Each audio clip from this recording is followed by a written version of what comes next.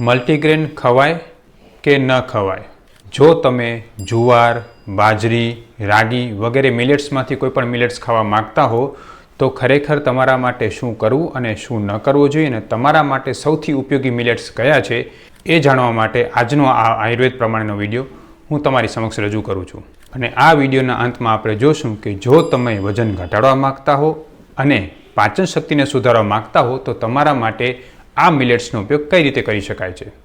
નમસ્કાર મિત્રો, હું છું doctor Vishal Pandya, MD Ayurveda physician, Panchakarma specialist, Sanjivani Ayurveda hospital, Gandhidham, કચ્છથી. મિત્રો, ચરક સંહિતાના સૂત્રસ્થાનના 27મા અધ્યાયમાં મહર્ષિ ચરકે અનેક પ્રકારના અનાજનું વર્ણન કરેલું છે. મોટે ભાગે આ અનાજ બે વર્ગમાં વિભાજિત કરવામાં આવે છે, શુક ધાન્ય વર્ગ અને શિંબી ધાન્ય વર્ગ. એટલે શુક ધાન્ય એટલે શું કે ગ્રેન્સ, જે આપણે ઘઉં છે, ચોખા છે, ખાંચી, જે આપણે મુખ્ય રીતે અનાજમાં તેનો ઉપયોગ કરીએ છીએ અને શુક ધાન્ય કહેવામાં આવે છે કે જેમાં કણસલા હોય છે.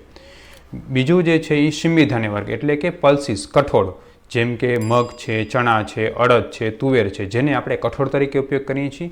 આ બંને પ્રકારના ધાન્યનો યોગ્ય રીતે આપણા થાળીમાં સમાવેશ કરવામાં આવે તો આપણે જરૂરી પ્રોટીન અને જરૂરી કાર્બોદિત પદાર્થો મળી રહે છે અને એની સાથે એનો વઘાર અને ઘીનો ઉપયોગ કરવામાં આવે તો આપણે જરૂરી ફેટ પણ મળી રહે છે. તો હવે આ મિલેટ્સ જે છે એને કઈ રીતે સમાવેશ કરવામાં આવેલો છે? તો મિત્રો, મહર્ષિ ભાવપ્રકાશ અને બીજા અનેક પ્રકારના આચાર્યોએ આ મિલેટ્સનો સમાવેશ કુધાન્ય વર્ગમાં કર્યો છે. કુધાન્ય વર્ગ એટલે શું? કુ એટલે થોડા ઉતરતી કક્ષાના, ધાન્ય એટલે અનાજ. ઉતરતી કક્ષાના અનાજ એટલે એનો અર્થ એવો નથી કે એ અનાજ પોષણમાં ઓછા છે. કુધાન્ય વર્ગનો ખરેખર અર્થ એવો થાય છે કે એવા ધાન્ય કે જે પચવામાં હલકા છે, શરીરને સૂકવનારા છે. તો આ કુધાન્ય વર્ગમાં જે છે એ જુવાર, બાજરી, મકાઈ, રાગી વગેરેનો સમાવેશ કરવામાં આવેલો છે. હવે કુધાન્ય વર્ગનો ઉપયોગ ક્યારે કરવો જોઈએ? તો મિત્રો, આ મિલેટ્સ એટલે કુધાન્ય વર્ગ મોટે ભાગે એના ગુણધર્મ બતાવતા મહર્ષિ કહે છે કે વૃક્ષ છે એટલે કે શરીરને સૂકવનારા છે, લઘુ છે એટલે કે પચવામાં ખૂબ જ હલકા છે. તો આવા ધાન્યનો વર્ગ મોટે ભાગે આયુર્વેદમાં એવી રીતે કહેવામાં આવે છે કે જે લોકોની ચરબી ખૂબ વધારે છે, જે લોકોને કફના રોગો છે, જે લોકો જે છે એને શરીરમાં કોલેસ્ટેરોલનું પ્રમાણ વધારે હોય છે, અથવા તો મોડર્ન ન્યુટ્રિશન પ્રમાણે પણ આપણે જોઈએ તો જે લોકોમાં શરીરમાં ચરબી છે, ફેટી લીવર છે, કોલેસ્ટેરોલ છે, હૃદયમાં બ્લોકેજ થાય છે, સુગર કંટ્રોલ નથી રહેતું, ડાયાબિટીસનો રોગ વધતો જતો હોય છે, આવા પ્રકારના લોકોને વજન ઘટાડવા માટે અને શરીરને સંતુલિત કરવા માટે પણ આ કુધાન્ય વર્ગના ધાન્ય ખૂબ જ સારી રીતે ઉપયોગી છે. અચ્છા, જે લોકો જે છે એ ઘઉં નથી ખાઈ શકતા, જેમને ગ્લુટીન ઇન્ટોલરન્સ છે, અથવા તો ઘઉં જેને પચવામાં ખૂબ ભારે પડતા હોય છે, એવા લોકો પણ ઘઉંની જગ્યાએ જુવાર, બાજરી, રાગી વગેરેનો ઉપયોગ પણ કરી શકે છે. હવે મિત્રો, દરેક મિલેટ્સને જો આપણે ડિટેલમાં જોઈએ તો આજે આપણે સૌથી પહેલાં જુવાર વિશે જોશું. તો જુવાર જે છે એને આયુર્વેદમાં કહી છે કે એ પચવામાં લઘુ એટલે કે ખૂબ જ હલકી છે. એને કારણે જે લોકોની પાચન શક્તિ નબળી છે એ લોકો માટે જુવાર ખૂબ જ ઉપયોગી છે. સાથે સાથે જુવાર જે છે એ ખૂબ જ શીતવીર્ય એટલે કે સ્વભાવે ઠંડી છે. જે લોકોને બીજા બધા અનાજ ગરમ પડતા હોય એ લોકો માટે જુવાર ઉપયોગી છે. ખાસ કરીને એવા લોકો કે જેની પિત્તની પ્રકૃતિ છે, વજન ખૂબ વધારે છે, સાથે સાથે પાચન શક્તિ નબળી છે, અમ્લપિત્ત એટલે ખાટા ઓડકારની એસિડિટીની પ્રોબ્લેમ રહે છે, એવા લોકો જુવારનો ઉપયોગ કરી શકે છે. આ સાથે જ ઉનાળામાં અથવા તો શરદ ઋતુ એટલે કે ભાદરવા આસામાં જેમાં પિત્તનું દોષનું પ્રમાણ વધે છે એવા સમયમાં પણ આપણે જુવારનો ઉપયોગ કરી શકીએ છીએ. જે લોકોને બાજરો ન ફાવતો હોય અથવા તો બાજરો ગરમ અથવા ભારે પડતો એવા લોકો પણ જુવારનો ઉપયોગ કરી શકે છે. હા મિત્રો, પણ એક ખાસ વાત યાદ રાખજો, તમે જ્યારે પણ જુવારનો ઉપયોગ કરો છો ત્યારે એમાં ઘીનું પ્રમાણ સારું એવું હોવું જોઈએ. કારણ કે જુવાર જે છે જો સૂકી પડતી હોય તો ઘી જે છે એ લગાવવાથી ઘી સ્નિગ્ધ હોવાને કારણે જુવાર સૂકી નથી પડતી અને ખૂબ સારો ફાયદો પણ કરે છે. ડાયાબિટીસના પેશન્ટ માટે જુવાર જે ખૂબ આશીર્વાદરૂપ છે. કારણ કે જુવાર જે છે એ ખાસ કરીને એવા ડાયાબિટીસ પેશન્ટ માટે ઉપયોગી છે કે જે લોકોની પિત્તની એટલે ગરમીની પ્રકૃતિ છે, જે લોકો બાજરો નથી ખાઈ શકતા, પેટમાં ગેસ રહે છે, એવા લોકો જો જુવારનો ઉપયોગ કરે, એમાં ગાયના ઘી લગાડીને કરે અને સાથે તાજી મોડી છાશ સાથેનો ઉપયોગ કરે તો એ લોકોનું સુગર ખૂબ ઝડપથી કંટ્રોલમાં આવે છે અને નબળાઈ નથી આવતી. હા, પણ મિત્રો, જુવારના સારા ગુણધર્મો હોવાની સાથે કેટલાક પ્રકારના લોકોએ જુવારનો ઉપયોગ ન કરવો જોઈએ એ પણ હું તમને અત્યારે કહું છું. સૌથી પહેલાં તો જે લોકોની વાતની પ્રકૃતિ છે, જે લોકોનું શરીર ખૂબ સૂકું છે, ચામડી ખૂબ સૂકી રહે છે, એવા લોકો જુવારનો ઉપયોગ કરવો ન જોઈએ અથવા તો ઓછો કરવો જોઈએ. કારણ કે જુવાર વૃક્ષ છે, શરીરને સૂકું કરનારી છે અને વાત દોષને વધારનાર છે. જે લોકોને મળ ખૂબ જ કઠણ થઈ જતું હોય એવા લોકો પણ જુવારનો ઉપયોગ કરવો ન જોઈએ. કારણ કે જુવાર સૂકી હોવાને કારણે ઘણી વખતે મળની કબજિયાતને વધારનારી પણ કહી શકાય છે. પણ હા, જે લોકોની પાચન શક્તિ નબળી છે, જે લોકોને મળમાં ચિકાશ ખૂબ આવે છે અને ખોરાક પચતો નથી, એવા લોકો માટે તો જુવાર ખૂબ જ ઉપયોગી કહી શકાય છે. હવે આપણે જોશું બાજરા વિશે. મિત્રો, ગુજરાતનું કોઈ જ એવું ઘર હશે કે જે શિયાળામાં બાજરો ન ખાતું હોય. ગુજરાતમાં બાજરો ખૂબ જ લોકપ્રિય છે. ખાસ કરીને શિયાળામાં ઘી, ગોળ, બાજરાના રોટલા અને રીંગણાનો ઓળો એ આપણી મનપસંદ છે. મિત્રો, બાજરાને આયુર્વેદમાં જે છે એ ઉષ્ણવીર્ય એટલે કે સ્વભાવે ગરમ કહ્યો છે. સાથે સાથે બાજરો જે છે એ ગુરુ એટલે કે પચવામાં થોડો ભારે છે. હા, પણ ઘઉં કરતાં તો થોડો હલકો જ છે, પણ જુવાર કરતાં બાજરો પચવામાં થોડો ભારે કહ્યો છે. સાથે સાથે બાજરાને વિષ્ટંભી કહ્યો છે એટલે કે થોડી કબજિયાત અથવા તો વાયુ બનાવીને પચે છે. એટલે બાજરો જે છે એ કફ અને વાતને દૂર કરનાર તો છે, પણ સાથે સાથે બાજરો એવી રીતે ઉપયોગ કરવામાં આવે કે જેથી આપણે પોષણ મળે તો અને તો જ બાજરો જે છે એ આપણા માટે ખૂબ ઉપયોગી છે. ખાસ કરીને જે લોકોની કફ અને વાયુની પ્રકૃતિ છે એ લોકો માટે બાજરો ઉત્તમ છે. અને જો એને ગોળ અને ઘી સાથે ખાવામાં આવે તો શરીરમાં વાત દોષ અને કફ દોષને ઘટાડે છે, શરીરને પૂરતું પોષણ આપે છે. બાજરાનો ઉપયોગ કરવાથી શરીરમાં આયરન અને કેલ્શિયમ પણ મળે છે. એટલે જે લોકોના સાંધા દુખતા હોય એ લોકો માટે પણ બાજરો ખૂબ જ ઉપયોગી છે. ખાસ કરીને બાજરો જે છે એ સ્તનપાન કરાવતી માતાઓ માટે ખૂબ જ ઉપયોગી છે, કારણ કે બાજરાને સ્તન્યજનન કહ્યો છે આયુર્વેદમાં. એનો અર્થ એ થાય છે કે બ્રેસ્ટ મિલ્કને વધારનાર છે. એટલે જો સ્તનપાન કરાવતી માતાઓ રોજ સવારે બાજરાની રાબનો ઉપયોગ કરે તો એમના બાળકને પૂરતા પ્રમાણમાં દૂધ મળી રહે છે અને બાળકનું પોષણ પણ ખૂબ સારું થાય છે. ઓવરઓલ બાજરો એના માટે ઉપયોગી છે કે જે લોકોને ખૂબ જ સરસ ભૂખ લાગે છે, જેમનું વજન વધારે છે, જે લોકોની કફ અને વાયુની પ્રકૃતિ છે અને જે લોકોને પેટમાં ગેસ નથી રહેતો. આવા લોકો માટે બાજરો ખૂબ જ ઉપયોગી છે. સુગરને કંટ્રોલ કરશે, ચરબી ઘટાડશે અને શરીરને ખૂબ જ સારી રીતે પોષણ આપશે. હવે જોઈએ બાજરો કોના માટે ઉપયોગી નથી. તો મિત્રો, જે લોકોનો મળ ખૂબ જ કઠણ થઈ જાય છે એ લોકો માટે બાજરો ઉપયોગી નથી, કારણ કે બાજરો વિષ્ટંભી છે, મળને કઠણ કરે છે.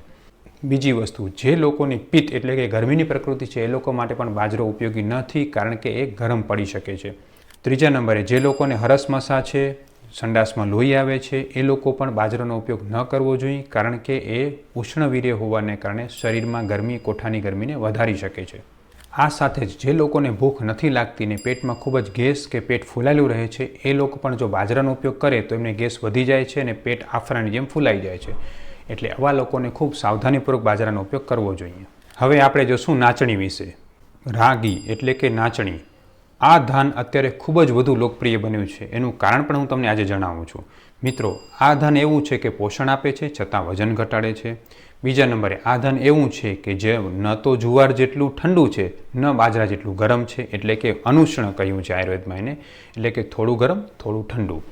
બીજા નંબરે, આ ધાન જે છે એ ન તો બાજરા જેટલું ભારી છે પચવામાં અને ન તો જુવાર જેટલું હલકું છે, એટલે એ વચ્ચે મધ્યમ માર્ગીય છે. ખાસ કરીને નાચણી છે એ શરીરને પોષણ આપનાર છે ને સૂકી નથી પડતી. એટલે આ ધાન્ય જુવાર બાજરાની વચ્ચેના ભાગના લોકો માટે ગરજ સારે છે, જેને જુવાર બહુ હલકા પડે છે, બાજરો બહુ ભારે પડે છે, વજન પણ ઘટાડવું છે. જે લોકોના શરીરમાં પોષક તત્વોની ખામી છે એના માટે પણ રાગી ઉપયોગી છે, કારણ કે એમાં આયરન અને કેલ્શિયમ ભરપૂર માત્રામાં હોય છે. બાળકોથી લઈ બહેનો અને વૃદ્ધો સુધી, મોટાઓ સુધી દરેક માટે જે છે એ નાચણી એટલે કે રાગી ખૂબ જ ઉપયોગી છે. રાગીના લાડુ બનાવી શકાય છે, એની રાબ કે શીરો બનાવી શકાય છે અને એની રોટલા પણ બનાવી શકાય છે. તો આ રીતે આપણે નાચણીનો ઉપયોગ કરી શકીએ છીએ. હવે આપણે રાગીના ગુણધર્મ વિશે કહીએ. આયુર્વેદમાં એને ઈશત સ્નિગ્ધ કહ્યું છે, એટલે કે બહુ સૂકું કરનાર નથી. બીજા નંબરે એને અનુષ્ણ કહ્યું છે, એટલે કે ન તો બહુ ઠંડી ન તો બહુ ગરમ, એટલે મધ્યમ માર્ગીય છે. અને સાથે સાથે કફ, પિત્ત અને વાયુ ત્રણેય દોષો માટે ઉપયોગી કહી છે અને શરીરને પોષણ આપનારી, બળને વધારનારી કહી છે. હવે રાગી કોના માટે વધુ ઉપયોગી છે? તો જે લોકોનું વજન વધારે છે પણ શરીરમાં લોહીની ઉણપ છે, થાક નબળાઈ વધારે પ્રમાણમાં લાગે છે, શરીર વધારે સૂકું થઈ જાય છે, કાં તો ક્યારેક એને એસિડિટી કે અમ્લપિત્ત પણ થઈ જાય છે, આવા રોગો માટે રાગી જે છે ખૂબ ઉપયોગી છે અને એનો ઉપયોગ કરવાથી એમને ખૂબ સારો ફાયદો થાય છે, કારણ કે નબળાઈ નથી આવતી ને વજન પણ ઘટે છે. મિત્રો, જ્યારે હું તમને મિલેટ્સ વિશે કહેતો હું તો ખાસ યાદ રાખજો કે આપણા પરિવારમાં એનો ઉપયોગ કઈ રીતે કરવો એના વિશે હું તમને અત્યારે ફરીથી કહું છું. ખાસ કરીને બાળકો માટે, કે જે બાળકો જે છે એ સતત એને પોષણની જરૂર છે, ગ્રોઈંગ એજ છે, એ લોકો માટે ઘઉં અને ચોખા સૌથી બેસ્ટ છે. એમને મિલેટ્સ એટલા બધા ઉપયોગી નથી, પણ જે લોકો વજન ઘટાડવા માગે છે અને જે લોકો જે છે એનું પાચન શક્તિ નબળી છે એ લોકોને મિલેટ્સનો અલગ અલગ રીતે ઉપયોગ કરી શકે છે. હા, એ પણ કહી શકાય કે અમુક પ્રકારના પ્રદેશમાં અમુક પ્રકારની અનાજ વધારે ખવાતા હોય છે. જો તમારા પરિવારમાં બાજરો પહેલેથી ખવાતો હોય તો તમારા માટે બાજરો ઉપયોગી છે. જો તમારા પરિવારમાં રાગી પહેલેથી ખવાતી હોય તો રાગી એટલે નાચણી પણ તમને ઉપયોગી છે. અને જો તમે જુવારનું સેવન પરાપૂર્વથી કરતા હો, તમારા પ્રદેશમાં એ વધારે ખવાતી હોય તો એ પણ તમારા માટે ઉપયોગી છે. એટલે આયુર્વેદમાં એને દેશ સાત્મ્ય કહેવામાં આવે છે. જે પ્રદેશમાં જે ધાન વધારે પ્રમાણમાં ખવાય છે એ તમને અનુકૂળ હોય તો તમે એનો ઉપયોગ કરી શકો છો. મિત્રો, મિલેટ્સ આપણે ખાતા હોઈએ ત્યારે બીજી સાવધાની એ રાખવાની છે કે મલ્ટીગ્રેનનો ઉપયોગ આજકાલ ખૂબ જ વધ્યો છે, જે આયુર્વેદ પ્રમાણે ખરેખર એટલા બધા ઉપયોગી નથી. આયુર્વેદની અનેક સંહિતાઓ છે, પણ કોઈ પણ જગ્યાએ એવું કહેલું નથી કે 3, 4, 5 જાત અનાજને ભેગા કરીને તમે ખાઓ. કારણ કે મિલેટ્સમાં પણ જો આ ત્રણેય અનાજ પણ જોઈએ તો એ ત્રણેયના ગુણધર્મ અલગ અલગ છે. હવે ઘણા બધા લોકો એને અલગ અલગ રીતે ભેગા કરે છે, એમાં સોયાબીન નાખે છે, ઘણું બધું અલગ અલગ નાખે છે. પણ યાદ રાખો, જ્યારે તમે અલગ અલગ પ્રકારના ગુણધર્મવાળા અનાજને એકસાથે કરીને ખાઓ છો ત્યારે આયુર્વેદમાં એને વીર્ય વિરુદ્ધ કહેવામાં આવે છે. કઈ રીતે? જેમ કે જુવાર જે છે ઠંડી છે, બાજરો જે છે એ ગરમ છે, જુવાર પચવામાં હલકી છે, બાજરો પચવામાં ભારે છે. હવે તમે આવા અલગ અલગ રીતે ભેગા કરીને ખાશો તો શું થશે? તો ખરેખર એનાથી વીર્ય વિરુદ્ધ કહેવામાં આવે છે. ગરમ ઠંડા પદાર્થોને ભેગા ખાવા, ભારે અને હલકા પદાર્થોને ભેગા કરીને ખાવા એ વિષમાસન અને વીર્ય વિરુદ્ધ હોવાને કારણે તમારી પાચન શક્તિને બગાડી શકે છે અને સાથે સાથે અનેક પ્રકારના રોગો પણ કરી શકે છે, જે આપણે જાણતા નથી. એટલે આપણે જેમ કહીએ કે જાણતા રસ્તે જવું, આપણે વર્ષોથી જે કરતા આવીએ છીએ એ જ કરવું જોઈએ. 2-3 જાત અનાજ ભેગા કરીને ખાવાનો ટ્રેન્ડ આપણામાં નથી, એટલે મલ્ટીગ્રેનનો ઉપયોગ ખરેખર ન કરવો જોઈએ. સાથે તમે પ્રાકૃત ઉદાહરણથી પણ સમજી શકો છો. જ્યારે તમે ઘણા બધા અનાજને એકસાથે ભેગા કરી નાખો છો તો શું તમે નરી આંખે એને અલગ અલગ કરી શકશો? નહીં કરી શકો, કારણ કે બધાનું દળ અલગ છે, કદ અલગ છે, રંગ અલગ છે. એને અલગ અલગ કરવા ખૂબ જ મુશ્કેલ છે. એવી જ રીતે જ્યારે આપણે મલ્ટીગ્રેન કરીને એને ખોરાકમાં લઈએ છીએ ત્યારે આપણી પાચન શક્તિ એટલે જઠરાગ્નિ માટે પણ એને અલગ અલગ પચાવવા ખૂબ જ અઘરા પડી જાય છે અને એને કારણે પણ એ આપણે નુકસાન કરી શકે છે. એટલે આયુર્વેદ પ્રમાણે મલ્ટીગ્રેનનો ઉપયોગ કરવા કરતાં તમે અલગ અલગ સમયે અલગ અલગ અનાજ તમારી પ્રકૃતિ પ્રમાણે લઈ શકો છો. હવે આપણે જોઈએ વજન ઘટાડવા માટે આનો ઉપયોગ કઈ રીતે કરી શકાય. તો સૌથી પહેલું, જો તમારી પિત્ત અને વાયુની પ્રકૃતિ હોય, તમારું શરીરમાં નબળાઈ ન રહેતી હોય, તમારું શરીર સૂકું ન હોય અને તમે વજન ઘટાડવા માગતા હો, તમારી પાચન શક્તિ નબળી હોય તો તમે જુવારનો ઉપયોગ કરી શકો છો. નંબર 2, જો તમારી કફ અને વાયુની પ્રકૃતિ હોય, તમારી પાચન શક્તિ ખૂબ જ સારી હોય, તમને ભૂખ ખૂબ જ લાગતી હોય, તમારું વજન ખૂબ વધારે હોય અને તમને કોઈ વસ્તુ ગરમ ન પડતી હોય, હરસમસા કે કબજિયાતની ફરિયાદ ન રહેતી હોય તો તમે બાજરાનો ઉપયોગ કરી શકો છો, જે તમારું વજનને ઘટાડશે. નંબર 3, જો તમારી પિત્તની પ્રકૃતિ હોય કે વાયુની પ્રકૃતિ હોય, તમને ખૂબ નબળાઈ રહેતી હોય, તમારા શરીરમાં લોહીના ટકા ઓછા હોય અને તમે વજન ઘટાડવા માગતા હો તો તમારે જે છે એ નાચણી એટલે કે રાગીનો ઉપયોગ કરવો જોઈએ. મિત્રો, આશા રાખું છું મિલેટ્સ વિશે જે આ માહિતી આપી એ આયુર્વેદ પ્રમાણે તર્કસંગત લાગી હશે અને તમને ખૂબ જ ગમી હશે. આ માહિતી વધુ લોકો સુધી શેર કરો, જેથી એ લોકો આનો સાચો ઉપયોગ કરી શકે. ખાસ કરીને એવા કુટુંબો સુધી ખાસ શેર કરો કે જે લોકો મલ્ટીગ્રેનનો ઉપયોગ કરે છે અને જાણતા નથી કે આયુર્વેદ પ્રમાણે એને કઈ રીતે ઉપયોગ કરી શકાય છે. ખૂબ ખૂબ ધન્યવાદ. નમસ્તે. જય શ્રી કૃષ્ણ.